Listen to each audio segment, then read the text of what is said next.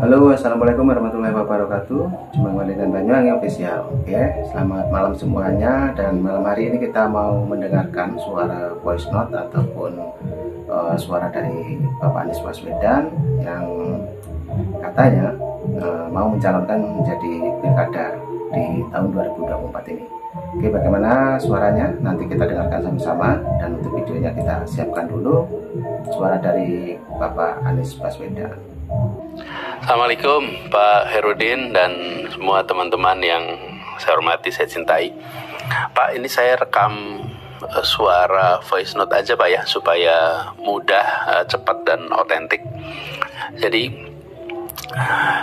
kita ingat ya Pak ya, dulu ketika sesudah mendengar kabar bahwa PKS mendeklarasikan saya dan MSI sebagai pasangan calon, maka itu kan tandanya kita semua kerja bersama ya menuju tanggal pendaftaran nanti tanggal 27-29 Agustus.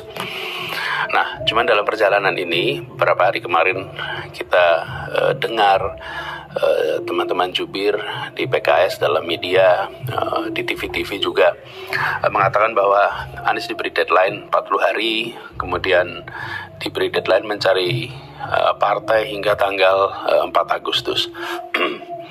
Nah, barangkali kita sama-sama tahu Pak Herudin bahwa dalam urusan pilkada ini kan kita sudah diarahkan tidak boleh berkomunikasi langsung, saya dan Pak Herudin dan juga yang lain-lain, tapi semua pembicaraan soal pilkada ini harus satu pintu, dan Pak Herudin mentaati, saya mentaati, semuanya hanya lewat PIC. Nah, karena itu ini terkait dengan soal pernyataan jubir-jubir, saya juga sudah sampaikan kepada PIC, tapi juga rasanya saya perlu sampaikan kepada Pak Herudin bahwa perlu diluruskan supaya teman-teman PKS di Jakarta, Pak Herudin dan teman-teman semua yang selama ini kita berjuang bersama itu tahu, dan teman-teman yang mendukung, mengusulkan saya ingin sampaikan kepada semua bahwa saya tetap berjuang bersama, dan tidak ada deadline atau tenggat waktu yang dilewati. Ini perlu saya sampaikan juga agar teman-teman PKS di Jakarta itu tahu, dan bismillah kita yakin untuk terus berjuang bersama ke depannya. Insya Allah sampai di akhir Agustus ini kita bisa sama-sama daftar. Nah, tentang tanggal 4 Agustus, mungkin saya ceritakan aja ya Pak Herudin. Begini ceritanya. Pada hari Sabtu tanggal 27 Juli, PIC PKS itu menghubungi saya, ini PIC tunggal ya, soal pilkada. Dia menanyakan apakah bisa jumpa dengan beliau dan Pak Presiden PKS. Lalu saya sampaikan insya Allah bisa, lihat diatur, kita ketemu hari Minggunya tanggal 28 Juli sekitar 4 sore lah di rumah. Nah, dalam pertemuan itu kita ngobrol panjang lebar, santai, rileks, suasana juga menyenangkan. Lalu beliau menyampaikan bahwa PKS memerlukan kejelasan apakah Pak Anies setuju dengan nama Pak MSI sebagai wakil. Lalu beliau sampaikan juga bahwa diberi waktu seminggu, karena disampaikan hari Minggu, maka seminggu sampai minggu berikutnya, yaitu hari Minggu tanggal 4 Agustus. Kenapa tanggal 4? Nah, disampaikan karena tanggal 7 rencananya akan ada rapat DPTP untuk memastikan bahwa pasangan aman ini sudah aman, itu. Jadi pasangan aman ini akan ditetapkan. Nah, saya memang merasa perlu untuk ngobrol dan diskusi dengan Pak MSI, karena sesudah pengumuman kami belum sempat ngobrol bareng. Saya waktu itu sedang tidak di Indonesia, jadi setelah saya pulang dari Indonesia belum sempat juga langsung ketemu karena saya dirawat. Pak MSI juga harus operasi sehingga dirawat juga, dan kita sudah janjian. Jadi sudah janjian akan ketemu hari Selasa malam tanggal 30 Juli. Jadi waktu ketemu Pak Presiden dengan utusan khusus soal pilkada itu hari Minggu ya, 28, 2 hari kemudian kami jumpa. Nah, hari Selasa malam itu ngobrol agak panjang, hampir 3 jam dengan Pak MSI, ngobrol macam-macam yang kita diskusikan, soal Jakarta, soal gubernur, wakil gubernur, dan lain-lain. Waktu itu beliau diantar oleh Mas Holid. Nah, setelah ngobrol itu, besoknya saya langsung menghubungi PIC pilkada yang selama ini tugasi, karena memang harus pintu komunikasi satu. saya sampaikan bahwa kalau bisa ingin ketemu Pak Presiden hari itu juga. Jadi akhirnya hari Rabu sore tanggal 31 Juli ya, saya berjumpa dengan Pak Presiden. Dan dalam pertemuan itu saya sampaikan bahwa saya siap untuk berjuang bersama Pak MSI sebagaimana yang diputuskan di DPTP. Jawaban itu disambut baik oleh Pak Presiden.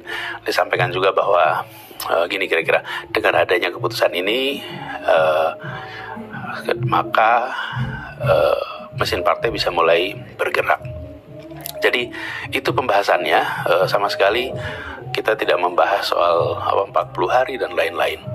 Nah, cuman saya kaget aja mendengar jubir-jubir PKS di media mengatakan tenggat waktu 40 hari, lalu deadline 4 Agustus sebagai deadline dari partai lain. Mengapa kaget?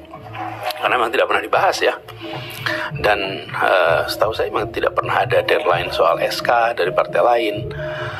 Yang ada adalah soal apakah setuju dengan Pak MSI sebagai pasangan. Dan itu juga seperti saya bilang tadi ya Pak, udah disampaikan 31 Juli, 4 hari lebih awal dari yang diminta. Jadi Pak Herudin dan teman-teman semua yang saya hormati, itu kira-kira fakta yang sesungguhnya.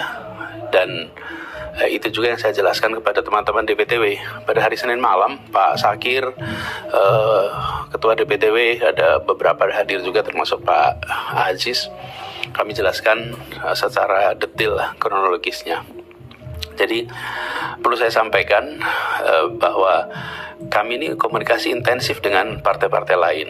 Memang tidak diberitakan, tapi selalu kami sampaikan kepada penghubung apabila ada update-update. Nah, sejauh ini itu tidak ada perubahan di partai-partai lain. Jadi memang mereka merasa belum perlu mengumumkan. Nah, tapi partai pendukung ini menerima, tapi menunggu waktu yang tepat untuk diumumkan. Nah, inilah yang menurut saya perlu disadari. Nah, selama ini kita siap-siap. Saya selalu sampaikan bahwa dalam komunikasi dengan partai manapun, cawagup itu dari PKS, dan kita bersiap-siap untuk bersama-sama memastikan langkah untuk maju bersama. Nah, di sisi lain, saya menghormati dinamika yang ada di tiap partai dan selalu hormat pada putusan yang dibuat oleh pimpinan partai. Jadi kita tahu ada partai yang bisa mengumumkan awal dan cepat, tapi ada juga partai yang belum bisa mengumumkan awal dan cepat. Sambil kita mengharapkan bahwa dalam kita sama-sama berjuang ini, fakta sesungguhnya yang digunakan gitu, apalagi di hadapan publik. Bahkan ketika muncul pernyataan-pernyataan dari teman-teman jubir, saya sampaikan kepada jubir-jubir kami, jangan saling berbantah di depan umum. Kita ini teman seperjuangan. Jangan saling berbantah. Jika ada yang berbeda, ya dibicarakan baik-baik. Perjalanan kita masih panjang. Perjalanan kemarin juga perjalanan bersama-sama yang panjang. Jadi jangan sampai hal-hal kecil ini kemudian menjadi keramaian di publik.